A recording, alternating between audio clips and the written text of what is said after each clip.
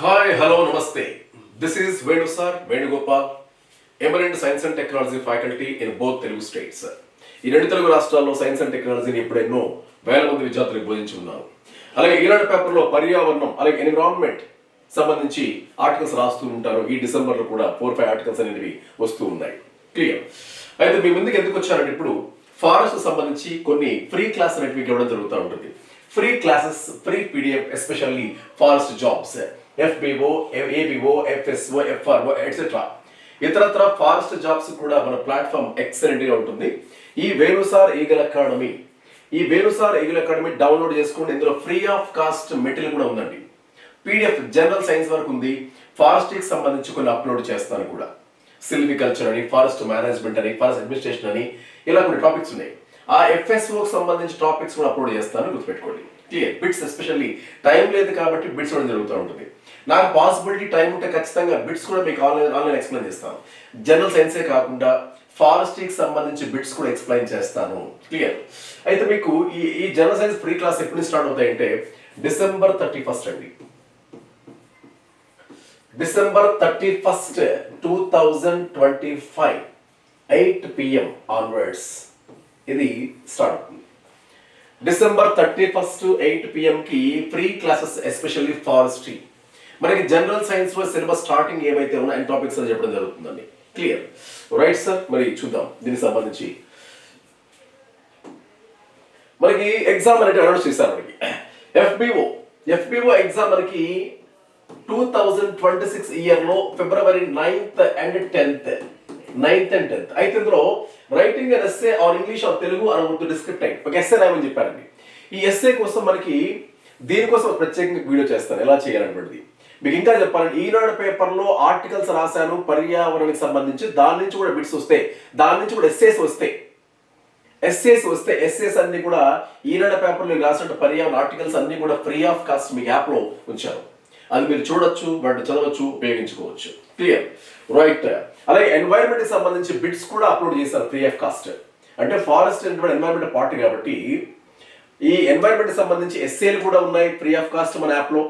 Environment కి సంబంధించి bits కూడా ఉన్నాయి ఫ్రీ ఆఫ్ కాస్ట్ మన యాప్లో. కాబట్టి డౌన్లోడ్ చేసుకోండి వేణుసార్ ఈగల్ అకాడమీ.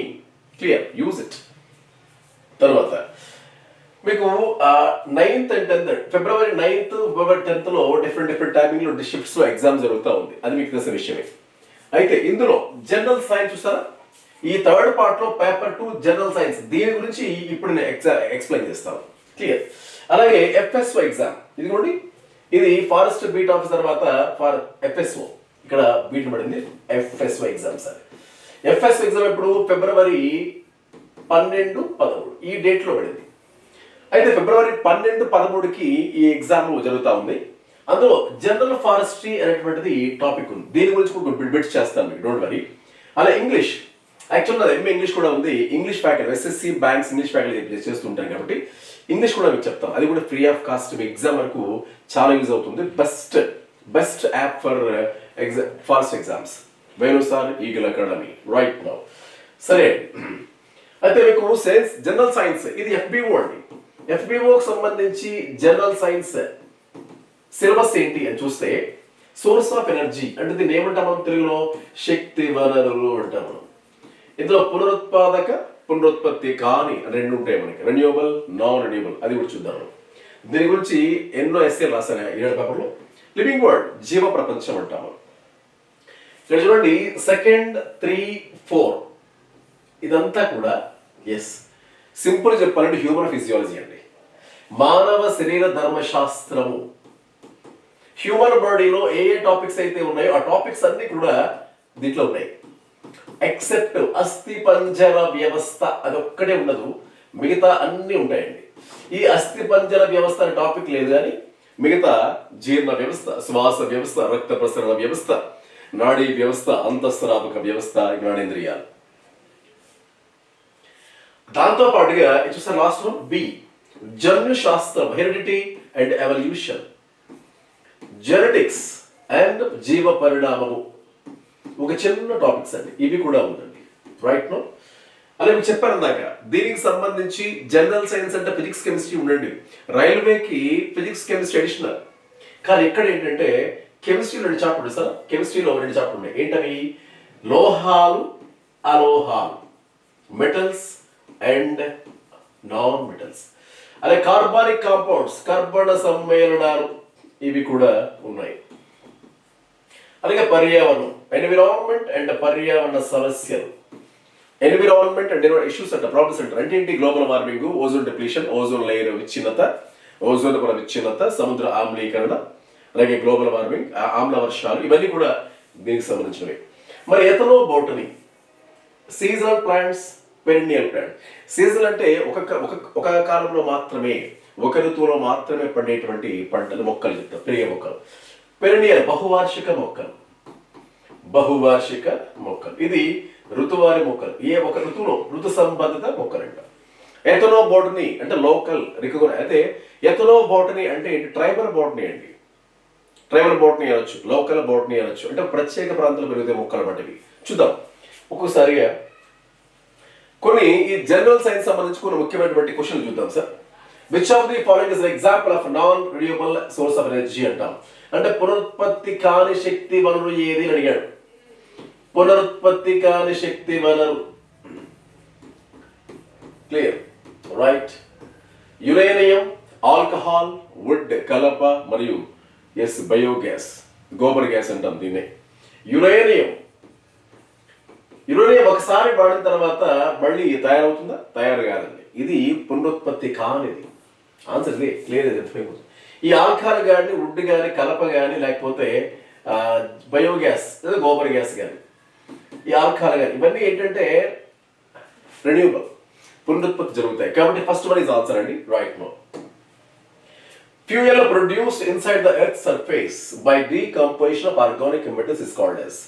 అవాయు పరిస్థితులలో కుళ్ళిన కర్బన వ్యర్థాల విచ్ఛిన్నం చేయడం ద్వారా తయారయ్యేటువంటి ఇంధనాలు ఏమంటారు అని క్వశ్చన్ అడిగాడు. అంటే అవాయు పరిస్థితులలో కర్బన వ్యర్థాలు విచ్ఛిన్నం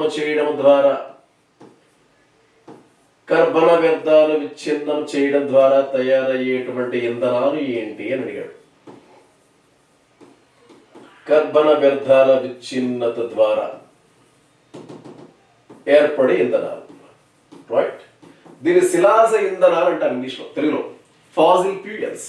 ఇక్కడ చూడండి, చార్కోల్, బయోమాస్, వుడ్, ఫాజిల్ ని శిలాజాలు అంటాం. అంటే శిలాజము అంటే మీనింగ్ ఏంటి? కొన్ని వందల వేల సంవత్సరాల క్రితం భూకంపాలు వచ్చినప్పుడు ఈ మొక్కలన్నీ కూడా భూమి మధ్యలో వెళ్ళిపోతాయి. అవాయు శ్వాసక్రియ పరిస్థితులు అంటే గాలి లేని సమక్షంలో ఆ కర్బన వ్యర్థాలు విచ్ఛిన్నం చేయబడి ఇంధనాలు తయారు చేయబడతాయి. వాటిని శిలాజ ఇంధనాలు అంటాం. క్లియర్. ఇది ఆప్షన్ ఏమో చెప్పుకుంటాం. ఈ చార్కోల్, బయోమాస్, వుడ్ అనేటువంటివి ఇవి శిలాజాలు కాదండి.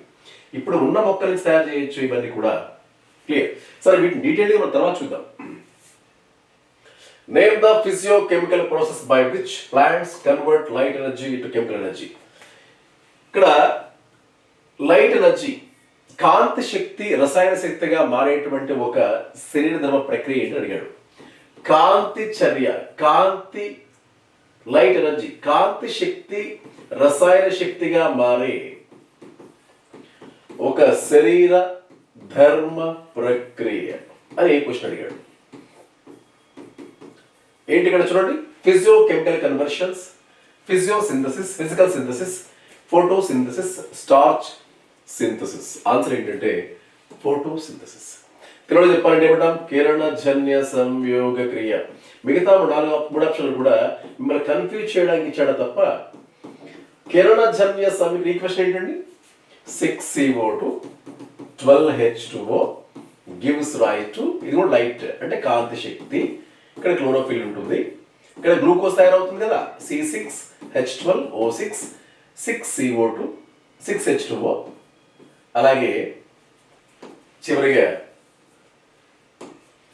6H2O and 6O2. క్లియర్. అంటే ఏమవుతుంది ఇక్కడ? ఈ కాంతి శక్తి అనేది ఇక్కడ గ్లూకోజ్ గా తయారు చేయబడుతుంది. కాంతి శక్తి గ్లూకోజ్ గా తయారు చేయబడుతుంది. కాంతి శక్తి, గ్లూకోజ్ అంటే రసాయనమే కదా, కెమికలే కదా. కాబట్టి కాంతి శక్తి రసాయన శక్తిగా మారిన ప్రక్రియను ఏమంటామంటే కిరణజన్య సంయోగక్రియ అంటాం. క్లియర్. అది చెప్పుకోవచ్చు, right. Which deficiency causes anaemia. క్రింది వాటిలో లోపం వల్ల రక్తహీనత కలిగేటువంటి వస్తుంది. దేని లోపం వలన రక్తహీనత కలుగుతుంది అడిగాడు. క్రింది వాణిలో దేని లోపం వలన రక్తహీనత కలుగుతుంది? Right, anaemia. Folic acid. Folic acid అంటే B9 విటమిన్ అండి. B12 అంటే సైనకోబాలమిన్ అని తెలుసు మీకు ఆల్రెడీ. సైనకోబాలమిన్. ఐరన్, ఇనువండి. ఈ మూడు కూడా ఐరన్ డెవలప్మెంట్ కి, ఆర్బీసీ డెవలప్మెంట్ కి, రక్తం అభివృద్ధి చెందడానికి ఈ మూడు అవసరమే. కాబట్టి పైవన్నీ చెప్పుకుంటాం. ఎందుకంటే ఇనుము లోపిస్తే వచ్చేటువంటి వ్యాధి microcytic anaemia. Vitamin B12 cyanocobalamin లోపిస్తే వచ్చేటువంటిది హానికర రక్తహీనత, పెర్నీషియస్ ఎనీమియా. ఫోలిక్ యాసిడ్ లోపిస్తే వచ్చేటువంటిది మెగలోబ్లాస్టిక్ ఎనీమియా. ఏదైనా ఎనీమియా ఉంది కదా, కాబట్టి మూడింటి లోపం వల్ల కూడా ఎనీమియా కలుగుతుంది. కాబట్టి option 4 is correct answer. Right. Next one. After digestion proteins is converted into. జీర్ణక్రియ జరిగిన తర్వాత ప్రోటీన్లు ఏ విధంగా మారబడతాయి అని క్వశ్చన్ అడిగాడు. మనం తినే ఆహారంలో కార్బోహైడ్రేట్లు, ప్రోటీన్లు, కొవ్వులు, చాలా ఉంటాయి, ఖనిజ లవణాలు, విటమిన్లు ఉంటాయి. మరి ఇందులో ప్రోటీన్లు ఎలా మారతాయి అంటే అమైనో ఆమ్లాలుగా మారతాయి. క్రొవ్వు ఆమ్లాలుగా మారతాయి. కార్బోహైడ్రేట్ గ్లూకోజుగా మారతాయి. కాబట్టి ఆన్సర్ ఏంటంటే ప్రోటీన్లు అమైనో ఆమ్లాలుగా మారతాయి. మనం తినే ఫుడ్ రకరకాలు ఉంటుంది. రైస్ తింటాము, చికెన్ తింటాము, ఆయిల్ ఫుడ్ తింటాము. ఇవన్నీ ఫుడ్ రకరకాలుగా ఉండేటప్పుడు చివరగా ఏర్పడే చిన్న ప్రొడక్ట్స్ కూడా ఇంపార్టెంట్ ఉంటాయి. క్లియరా? Which is the respiratory pigment in human body present? మన శరీరంలో, మన రక్తంలో శ్వాస వర్ణకం ఏంటి అడుగుతున్నాడు. శరీరంలో గల శ్వాస వర్ణకం అని అడుగుతున్నాడు.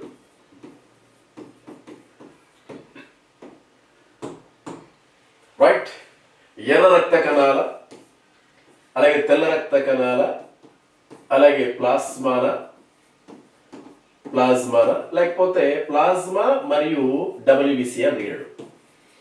రక్తం ఎర్రగా ఉంటుంది కదా, రక్తం ఎర్రగా ఉండడానికి గల కారణం RBC.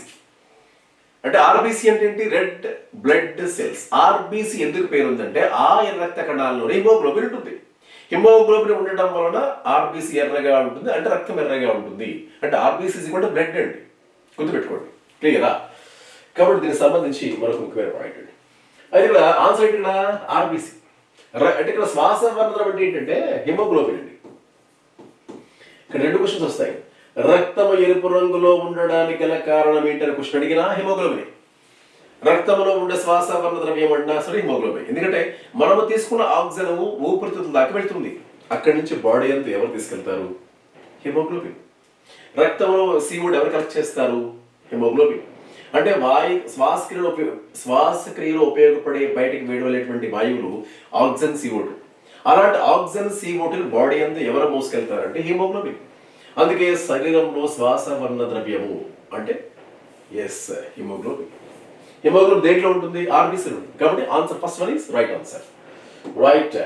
And which of these organs is the thermostat of the human body contained?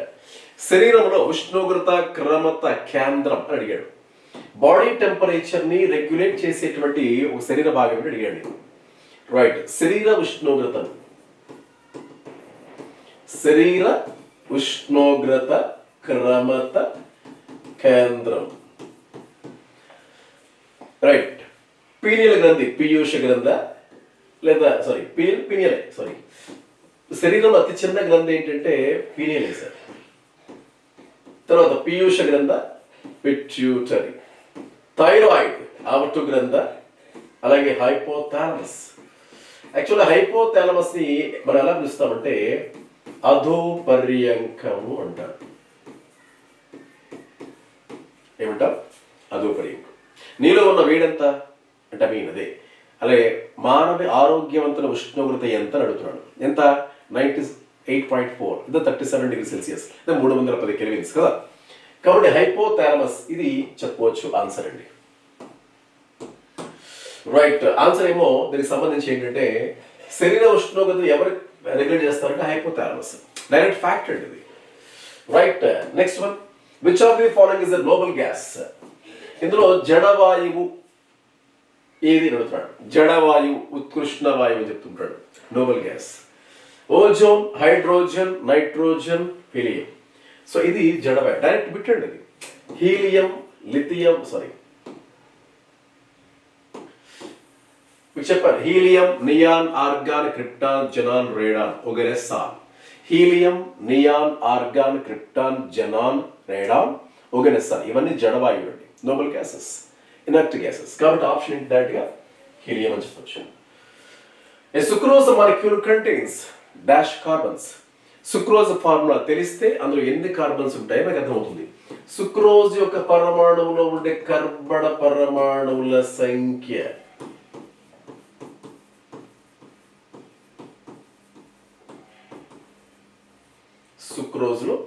Sucrose formula ఏంటి? C12H24O11. ఓకే, ఆన్సర్ ఏంటంటే ఆప్షన్ డి అండి. అంతే కదా, ఇక్కడ చూస్తారా C12 కదా, సరిపోతుంది కదా. Next one. What does 21 stand for an Agenda 21, a declaration aiming for sustainable development adopted during Earth Summit 1992. సుస్థిరాభివృద్ధిపై జరిగిన మొట్టమొదటి సదస్సు పృథ్వీ ధరిత్రి సదస్సు 1992 బ్రెజిల్లో రియో డిజనీరో జరిగింది. యాక్చువల్గా అంటే ధరిత్రి సదస్సు, ఈ ధరిత్రి సదస్సు 1992 అండి. సుస్థిరాభివృద్ధిపై జరిగిన మొట్టమొదటి సదస్సు ఇదేనండి. ఎక్కడ జరిగింది? బ్రెజిల్లో రియో డిజనీరో.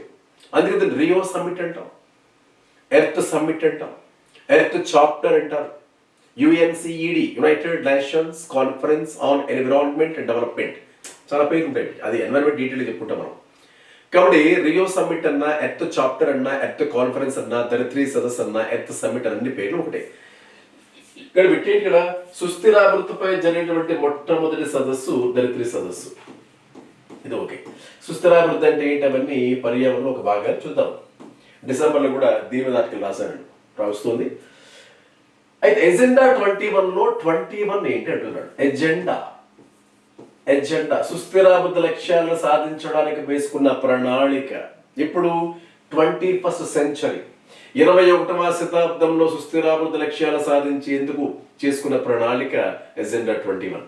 అంటే 21వ శతాబ్దం అంటే 21st సెంచరీ అంటే ఇది ఆన్సర్ అండి. Clear? So option C. The term ethnobotany was first coined by. Ethnobotany పద రూపకర్త అని ఎవరు అడుగుతున్నాడు? ఎథనోబోటనీ పద రూపకర్త. క్లియర్? రైట్. ఎథనోబోటనీ ఎవరంటే హర్ష్ బర్గర్ అండి. ద టర్మ్ ఎథనోబోటనీ ఎవరు ప్రతిపాదించారంటే హర్ష్ బర్గర్. సో ఇవన్నీ కూడా మనం చెప్పొచ్చు. రైట్. ద వర్డ్ ఎథనో మీన్స్, అసలు ఎథనోబోటనీలో ఎథనో అనగా ఏమి క్వశ్చన్ అడుగుతున్నాడు.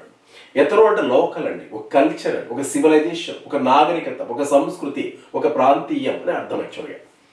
కాబట్టి ఆన్సర్ ఏంటంటే ఆల్ ఆఫ్ ది అబౌవ్. చూడండి, reason or locality or people, culture సంస్కృతి, సివిలైజేషన్ నాగరికత. సో ఆన్సర్ ఏంటంటే ఆల్ ఆఫ్ ది అబౌవ్. గుర్తుపెట్టుకోండి, చాలా చాలా ఇంపార్టెంట్ సార్ ఇది. సో లొకాలిటీ, ప్రాంతీయత, స్థానికత ఇవన్నీ కూడా మీనింగ్ వస్తాయి.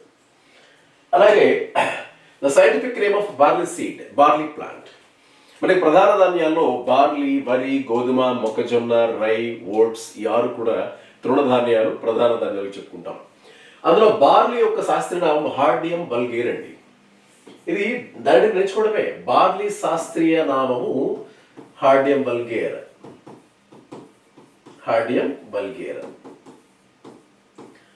అవీనా సటైవ్ అంటే ఏంటండి? ఓట్స్ అండి. అవీనా సటైవ్ ఓట్స్ అంటాం. వరి సటైవ్ వరి అంటాం. టిటికం ఇష్టం గోధుమ. ఇవన్నీ తృణధాన్యాలండి. అంటే ప్రధాన ధాన్యాలు, మేజర్ సిరియల్స్. ప్రధాన ధాన్యాలు మనం ఎక్కువగా తీసుకునే ఆహారం రైస్, గోధుమలు, మొక్కజొన్న ఇవన్నీ కూడా. ఇందులో బార్లీ హార్డియం వల్గేర్ అనేటువంటిది ముఖ్యంగా చెప్పినటువంటి కాన్సెప్ట్. క్లియర్? సో ఇట్లా ఎథనోబాటనీకి సంబంధించి కూడా మనం క్లాస్ ఏమైనా ఉంటే మనం చెప్పుకుందాం. December 31st ఆన్వర్డ్స్ మనకి ఈ వేణుసార్ ఈగల్ అకాడమీ యాప్లో ఫారెస్ట్ సంబంధించి కూడా క్లాసులు వస్తాయి. ఎస్పెషల్లీ జనరల్ సైన్స్ ఫస్ట్ వస్తాయి. మీకు టైం కూడా 1 మంతే ఉందండి. 1 మంత్లో 30 డేస్లో సండేస్ పోయినా 24 డేస్ ఖచ్చితంగా ఫ్రీ ఆఫ్ కాస్ట్ క్లాసెస్ ఉంటాయి. క్లియర్? కాబట్టి క్లాస్ వినండి. మీకు ఫారెస్ట్ బీట్ ఆఫీసర్, సెక్షన్ ఆఫీసర్లో ఎంతవరకు మీకు హెల్ప్ చేయాలో అంత హెల్ప్ చేస్తాను మీకు. ఓకేనా? Thank you.